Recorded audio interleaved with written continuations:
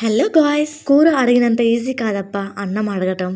దీని గురించి నేను ముందు చెప్తాను. అంటే గ్యాస్ అయిపోయిందని ఇంత భోజనం తెప్పించుకున్నాము. కర్రీ ఇంట్లో ఉంది, మార్నింగ్ చేసింది. ఇట్లా ఎవరైనా ఒకే రకం కర్రీ వండుతారు. హోటల్ నుంచి అయితే 6 రకాలు వచ్చాయి. వెళ్ళి అన్నమే కావాలంటే ఇస్తారా? మనం కొనుక్కుంటున్నాం కాబట్టి కూరలు కూడా ఇస్తారు. వాటితో వండుదామని బియ్యం నానబెట్టాను, కానీ గ్యాస్ అయిపోయి పప్పు, సాంబార్, కాకరకాయ కారం, దొండకాయ పచ్చడి, చింతకాయ పచ్చడి ఇవన్నీ అయితే వచ్చాయి. అన్నం అస్సలు బాగాలేదు, దొడ్డు చక్కెర మాదిరి ఉంది. ఫుడ్ డైలీ తింటే డైజెషన్ ప్రాబ్లం కూడా వస్తుంది. హోటల్ భోజనం వల్ల అక్కకి తమ్ముడు మీద ఎంత ప్రేమ ఉందో బయటపడింది. వీడియోలో మీరే చూస్తారు. కర్రీస్ ఫ్లేవర్ఫుల్ గా ఉన్నాయి, కానీ సాల్ట్ అన్నిట్లో తక్కువ. ఇంట్లో తిని బోర్ కొట్టేసి ఒక్కసారిగా ఇలా తింటే కొంచెం వెరైటీగానే ఉంది. అనుకోకుండా గ్యాస్ అయిపోవటం, అనుకోకుండా ఇలా తెప్పించుకొని తినడం. భోజనం బయట నుంచి వచ్చింది కదా, సింక్ లో గిన్నెలు అసలు పడలేదు. అసలు విషయం ఏంటంటే ఊర్లో గానీ కొంచెం తెలిసిన ఇళ్లలో గానీ మనం కూర అడిగినంత ఈజీగా అన్నం అడగలేదు. ఊర్లో అయితే బాగా క్లోజ్ గా ఉండే వాళ్ళని అయితే అడగలుగుతాం అన్నం. మేము ఉన్న ఏరియాలో ఒక క్షేమాలు, తిన్నవా తాగినవా ఇవే అడుగుతారు, కానీ అన్నం కూడా పాప తినిపించడం చాలా రేర్. వీడియోకి తప్పకుండా లైక్ చేయండి, మర్చిపోవద్దు. లైక్ చేస్తారు కదా. Thank you.